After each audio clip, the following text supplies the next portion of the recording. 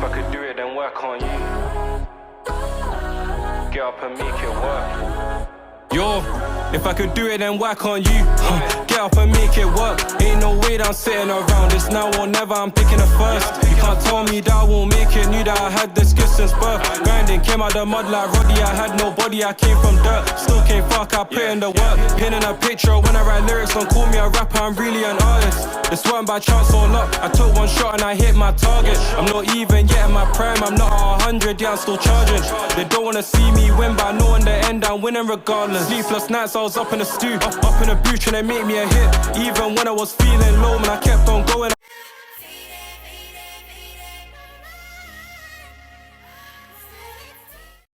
What's up, people? I'm with my boy Mo Abdurahman. Just came back from his amazing win in Cambodia. And first of all, yeah, congratulations, man. Fucking hell, amazing fight. Obviously, you can see his fight details on his page. How does it feel? Yeah, it feels good, man. It feels good. Like, it was a bit surreal after the fight. Like, I was like, because I went there obviously fighting a superstar in Cambodia. I wasn't meant to win, and even in the fight, I knew I battered him in the third round. I won the first round.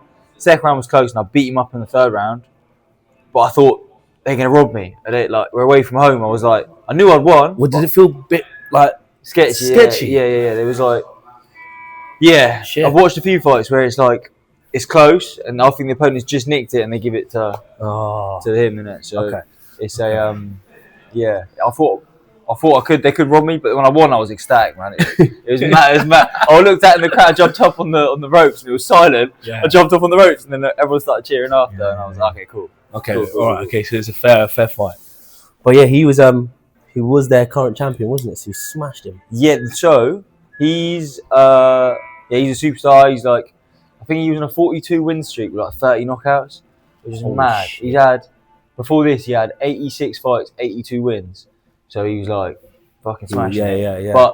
But he's really, so his dad is one of the best Cambodian boxers ever, and his brother fights, his cousin fight, all his family fight. They're all superstars. So they've got history. Yeah, and so he was very upset after the fight. His family were disappointed, obviously. So they said to me, the promoter asked, exclusive. The promoter asked, they said, can you come back? We want to do the rematch. He wants revenge. So can you do the rematch? They want to put a title on it. So it'll be 5 rounds this time instead of 3. And when I win, I'll be the first British Gun Khmer champion. Fucking let's go. So yeah. Oh man. Banging. And the journey back, obviously, you told me it was quite long. Long journey. Long ass shit. But you recovered, well rested, chilling now. Yeah. And now just ready for a new week. Literally. So let's just get into it. Go straight into it then. How has your training been recently, and how are you managing life and obviously the daily grind? How's it been? Are you finding it easier now, or like you're getting your momentum? Yeah, man. Like, so I've been fighting professionally now for 15 years. So I've spent the time building up my discipline, my habits. So now, like, the training's easy, but the training and being in the gym is fucking hard, isn't it? But like, we love that. So that's the easy bit. There's beauty in the struggle. 100%. 100%. Like, if it's hard, you're meant to do it. Like that. It's hard, good. Like, it sounds cheesy and like corny, right? Yeah. But like, it's honestly 50% of it is showing up. People don't realize that, and it's way worse in your head than it is in reality, isn't it? Yeah, and like the competition isn't that hard because most people just don't even turn up. Most people don't turn up. Yeah, because that is literally it. When I train people as well, like I do personal training, and a lot of the people that I train, I just try and say to them, they're like, "Well, how are you so like in shape? How are you this? How are you that?" Ask them questions. I said, "Just do the same shit every day." Yeah, consistency. It's really easy. Like, I don't do mad workouts. I don't do what I do, but I mean, they don't have to do mad workouts. You haven't got to do like crazy like eating good. You just got to eat whole foods most of the time. Eat decent amount of it and train hard. People complicate things. What I've noticed in like, especially in the fitness industry or like sport industry, people complicate too much, man.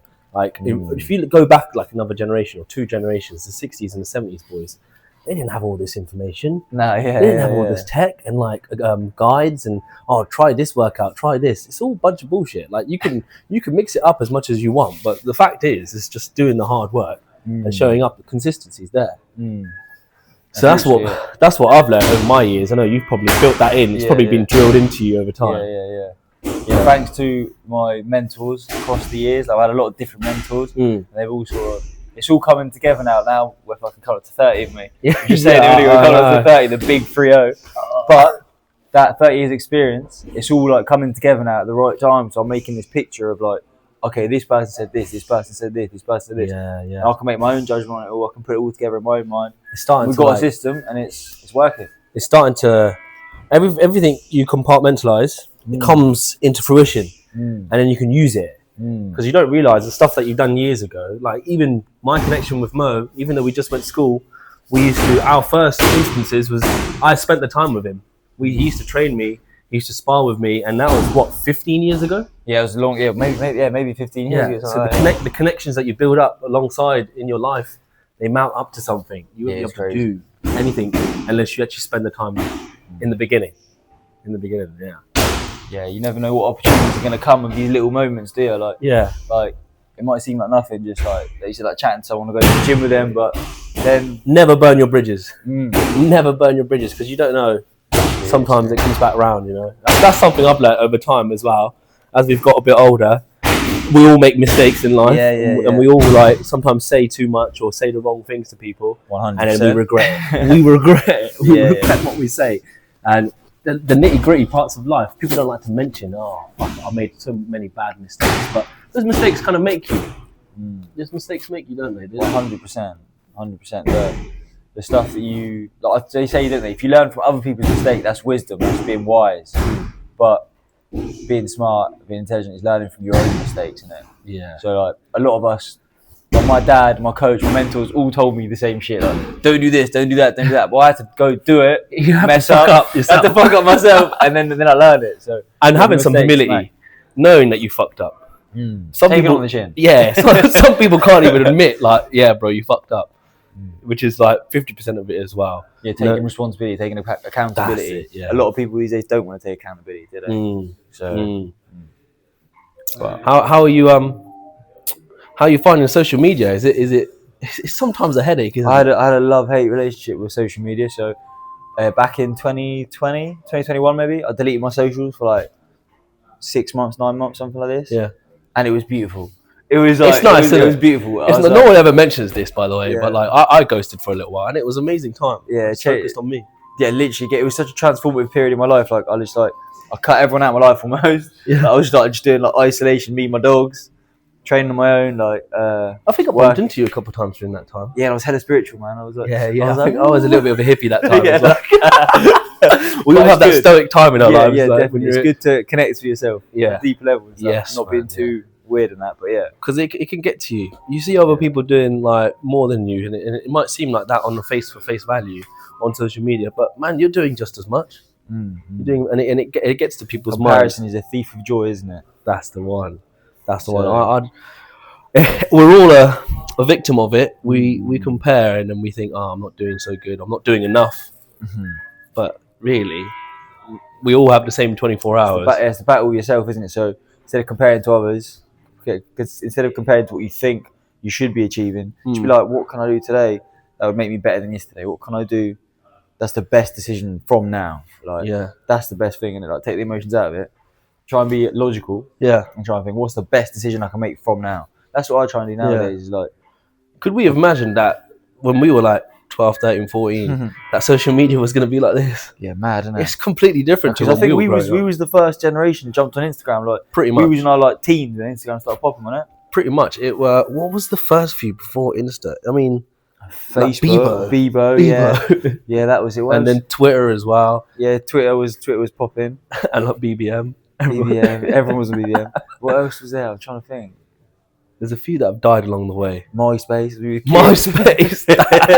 MSN was a right kid. Yeah, but that was madness. But yeah, because I remember me and do you remember Karim? Yeah. I see him. Big up Karim. If you see big up Karim, man. Miss you, man. But me and Karim, I used to spend bare time at Karim's house, and he showed me an iPhone for the first time, an iPhone 3. Yeah. And I seen his iPhone. He had Instagram on it, and I was like, what's this? Yeah. Posting pictures, and I was like, what the hell? Like, I remember when YouTube was blue. That's how old I am. I don't remember that, I'll be honest. Well, I mean, I was probably too young for YouTube YouTube. kid. I was just one of those kids that got hold of a computer. And now we're here, socials. Yeah. But yeah. So I find in socials now. So now recently, I started working with the Edit Agency, which is a social media managing company. Yeah. They started doing some videoing for content for me, and then editing it, and then they tell me what to post, when to post it. Yeah. It's made a massive difference, to be fair. So it's helped out, taking a lot of burden off of me, off my shoulders. Oh yeah, definitely. And it helped out a lot in that regard. Like that's their Exposure. jam. That's their jam. Like they know what to do, when to post it, this, that, the other. So I just do what they tell me. Amazing. I think it's a very, very handy tool to have someone else, obviously, who focuses on that, and that's their skill to manage it. Because it gets a lot to you. Like right now, I'm studying, I'm filming, I'm training, uploading, editing, and it does get a lot. It gets to me sometimes. So maybe having someone to edit. Shout out if you're out there, holler me, because I might need it one day. I'll put you in touch with him. Yeah. Thank you, man. But yeah, the like delegating is such a skill. Like when I was younger, you want to control everything. You can do it yourself. Like, I can do this. I can do that. I can do that. But now, as I'm getting older, they say, don't they? Your network is your net worth. So I try and delegate to people that are around me that are good people that are around me that want good for me. If I can, I'll be like, oh brother, I really appreciate it. Can you help me with this? Can you help me with that? Like, taking the help and like doing that makes such a difference. Like before, like I said, when I was in my 20s, I'm still in my 20s, my late 20s. Yeah, we're kissing 30. Yeah. So when I was younger and I was like my early 20s, I was like I said, I was a control freak. I want to do everything myself because I didn't trust people to do good for me.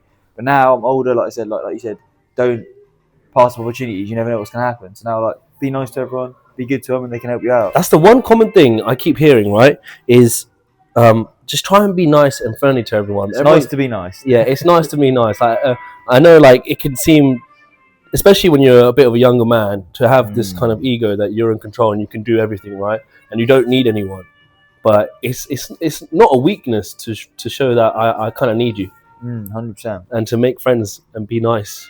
The older we get, the nicer we become, I think. Well, yeah, man. It's like, it's mad because I've had it my whole life where I'm like just a chill, nice guy. I'm really like, I don't know, maybe other people see, but it comes across to a lot of people that I'm not a fighter. I don't do that. So where I'm just nice and calm and chill. Wolf in sheep's clothing. Yeah, people just like start, like, just people want to like start on me and be like pushy to me, and I'm like, bro, chill out, I'm a nice guy. Like, why are you being horrible? But they take kindness weakness. That's what a lot of people are scared of, is being kind to people and then taking the piss in it. But I think don't let that put you off being a good person. Be nice to everyone you can be nice to. That's beautiful, man. Be good. Do good things. It's good for you. It comes back to you. It's good karma, yeah. It comes back to you. You know, you don't know who you've impressed. You don't know who you've inspired. The what is it? The butterfly effect. Yeah. You do one good thing for one person, and that'll affect them in a positive way, and they'll affect someone else in a positive way, and it will just keep going through. Yeah. You never know how many people you can like touch in that way. So. It's very true. Like I've met with this one of my friends. Right, he just spoke quite nicely to someone that he knew in his old role, and he ends up, like, long story short, I'm really shortening the story, right? But within about a year or two, he ends up being a co-owner in a new business with this guy because he spoke to him nicely a few years ago. And it's just like, and it obviously reality played its part, and the guy's doing really well now. And it's mad stuff. He's our age, and this stuff happens. You have to believe in it, and before it even happens, you have to kind of be that person who you're not expecting anything. That's it. Yeah, you got to be good because it's good. You have to be good for a reason. Yeah. People can feel that shit as well, can't they? Yeah, I think sincerity goes a long way. It's almost infectious. Because you can't lie about. You know how, like, it's so easy to tell when someone's being insincere and being fake, or not courteous. Like, I think, especially when it comes to old friends, I think I've always given. Correct me if I'm wrong. I think I've always given off the impression that I mean no harm. You're a nice guy. You're good. Yeah. And if you come across like that, believe me, it goes a long way. It goes a long way. And people obviously they have a misconception. Are like, oh, he's got so many followers. He's going to be like, oh, I will only speak to him because he's got so many followers, or so and so. But really, it's got nothing to do with that. It's human connection. Yeah. And if someone's had that good vibe from you, they'll contact you. No matter. Getting lost these days, isn't it? With the that's integrity. That's my that's one of the things I hate about social media now. So I recently started working like mentoring with like kids who are like kicked out of school or like that's not in amazing, college, like stuff like that. So they're having a hard time, or their parents are not in a great situation. And like I see a lot of the problem with these kids, man, is just too much time on their phones, too much time on social media, not enough time connecting with people, and they don't understand the value of it. Yeah, they think real connection. Yeah, they think a like on Instagram is the same as like chatting to someone, or like watching the video is the same as chatting to someone. Like, they don't get the. Do you know where our friendship began? In the cage. Yeah, the respect for each other after taking hits and bangs. Yeah, it is different. All my close friends I have punts probably. Yeah, or broken a bone. or broken a nose aside. Yeah. So that connection's built, and it's like a brotherhood. It lasts a lifetime. You can go years without speaking to each other, and that connection's still there. 100%. It goes long way, and this is what I kind of want to get through to like the youth a little bit, and just like it means a lot to do stuff in reality rather than just have a lot of followers or likes. Yes. I mean, that stuff counts towards getting the deals or the sponsors. Maybe it can help, but it's not the main objective. No, it can help. It can definitely help in whatever you're going to do, but that's the side process of doing the thing. Yeah. And if people get it twisted, like I want to be an influencer, but with no skill or no passion or anything like that. Yeah. And the other thing I was going to say is, like you said, the youth. I think for the kids out there or young men, if you're having a tough time, go to your local martial arts gym. Everyone there wants the best for you, and there's such a good community of like brotherhood, like you said. You're having a tough time. You go in the gym, you meet some boys. They're having a tough time. You're gonna all train together, level each other up, and they're gonna hold you accountable. If you're being a prick, they're gonna tell you you're being a prick in a nice way. I mean, he welcomed me to the gym. He said, "Come to XR." That's where it all started, and I was like, "Oh, change your whole life." Yeah, change your life. Now you know how to handle yourself. You know, it brought confidence into me. I was like a little roly-poly Satsuma. You know, remember when I was Satsuma? I was literally fitting, isn't it? But it built confidence in me. And you have a brotherhood, and it led me into training my body physically, pushing my limits, and it's like a friendly bullying a little bit. It is a little bit. Hold you. It makes you want to grow. Like, you have to grow because everyone around you is growing as well. Like it's banging, bro. It's friendly competition. Definitely. It's a good thing. It's a good thing, and I think do you know like how the world's turning into everyone's a winner? Yeah. I really hate that.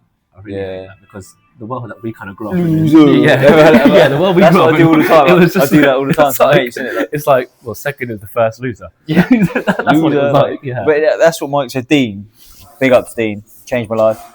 Big up Dean, man. You introduced me to Muay Thai. Look where I legend. But he was like, he's so critical of me with fights and made me very critical. I was critical anyway, but he tapped into that and was like, even when I won, it wasn't good enough. My performance weren't there. So it wasn't about the win. It was about the leveling myself up to the next level, the next level.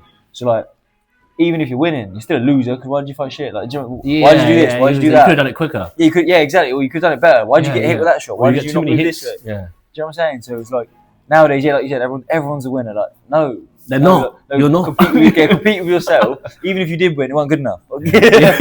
Get better. What's that Asian style apparently? You're one A star. But yeah, I mean, it's holding yourself accountable, looking in the mirror and saying, could I have done better? Yeah. Did I show up every single day? Did I let myself down? That's the kind of stuff that you need to drill into your head from an early age, and then you could be the person you wanted to be a long time ago, maybe even earlier if you were, you know. But it's all a process. It's all a process. And I say, so even my dad, like, I speak, like, you're the same as you, like, you're close to your family. Like, my dad, I speak to him and I say, like, even on your journey now, he's 60 years old, whatever, and he's had a few heart attacks, he's got ill health, he's got he's got diabetes, whatever. But I say, like, even now, Dad, if you 6 months is gonna go by, whether you start do mobility training, strength training, a bit of cardio, like, in 6 months' time, you can either be the same position you're at or worse. Because if you don't do stuff, you lose it. If you don't use it, you lose it. So, yeah, exactly. I tell my mum this all the time. Yeah. And I try to be an advocate of like fitness, and I tell her I was a PT for like several years. You've got 2 boys in your house that are fit and strong. I'm like, come on, use it. Yeah. So I said to my dad, if you don't use it, you lose it. 6 months' time, you can either be worse, or you can start on the journey. You could be 6 months down the line of learning about your body and moving your body and developing it. So at any age, no matter where you are, you can still get better.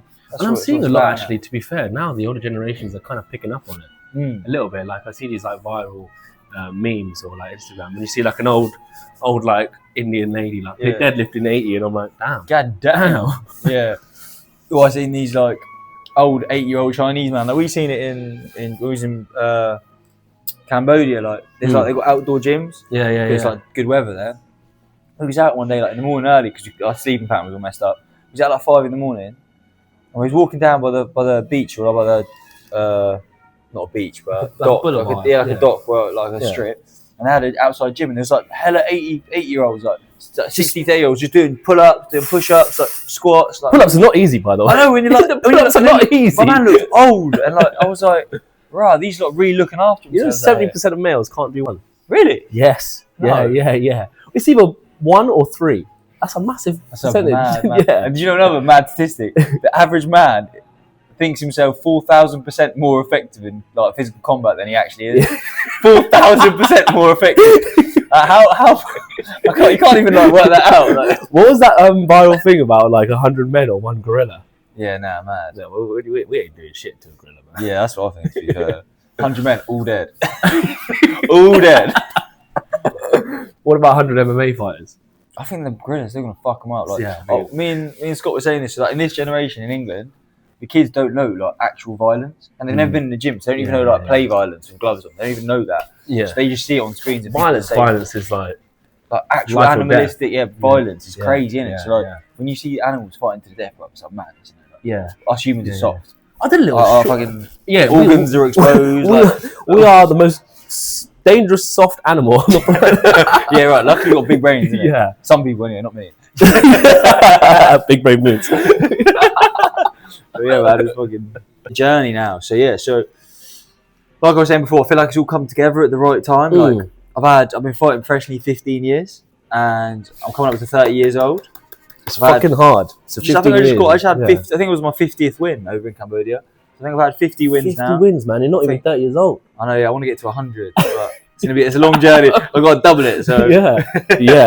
But yeah, so it's all coming together in the right time. Like, all the lessons that I've learned, all the mistakes I've made, all of the people I've trained with, and even like you, like meeting all the people I've met along the way, have all added to me being who I am. And now I've been in this position now where I can take these opportunities. I can go fight in Cambodia on like 3-4 weeks' notice, and I can go bash up some guy over there. Like, it's all coming together at the right time now. Amazing, man. But it all comes from, like you said, just starting and staying consistent. That's all it is. Whether you have a good day, you do this. You're gonna stay at what you set yourself to do. Whether you have a bad day, you still got to do what you got to do. Yeah. Whether you're hurting a little bit, like I've got a bad chin, I'm still gonna be training. I bet you live in permanent shin splints. Like, something's always hurting. Like, I say it's like when you get over 25, it's not an injury; it's a permanent disability. It just sticks with you, innit? Like, that's what my uncle say. He was like, "Wait, son, wait till you're my age." Yeah. But it's your dream, isn't it? It's your dream. It's bigger than your problems, and it's bigger than your daily tasks. Yeah. It doesn't wait for you. You have to show up to your dream. That's what I think I realised over time. I think we've all had quite bad bouts in our years of growing up, and you have to deal with the consequences. But you prioritise. You prioritise your dreams above everything else. Your dreams matter more to you. Yeah, 100%. I was working before with a mind coach, and one of the strategies he had, obviously, like mindfulness, like meditating, is very, very important. So I don't know if you know this, like, so fighting is like, I say 90% mental, like maybe 95% mental. When you're at a decent level, everyone's just as fit as you, just as strong as you, probably just as technical as you.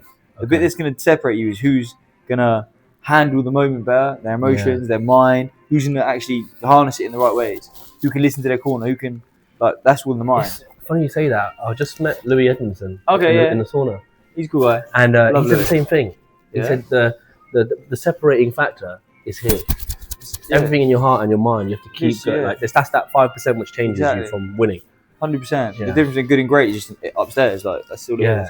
Yeah. So my mind coach said to me, one of the drills he done was like, just do well, firstly, get a piece of paper, write down your goals, write down what your goals are, and then sit in silence, like in meditation, find your anchor. He says, like, a breathing point where you can, like, stay on the breath, stay on your breath 5 minutes, and just, like, breathe. And every time you have a thought, just notice it, say it out loud, like video yourself, say it out loud, And then over 5 minutes, you see how many thoughts you've just had arise. Yeah. And you notice, like, what are they? Are they to do with your goals, or are they to do with things holding you back? I love that method. That's good. And you think that's in 5 minutes. Like, some people have like 35, 40 thoughts, 50 thoughts in 5 minutes.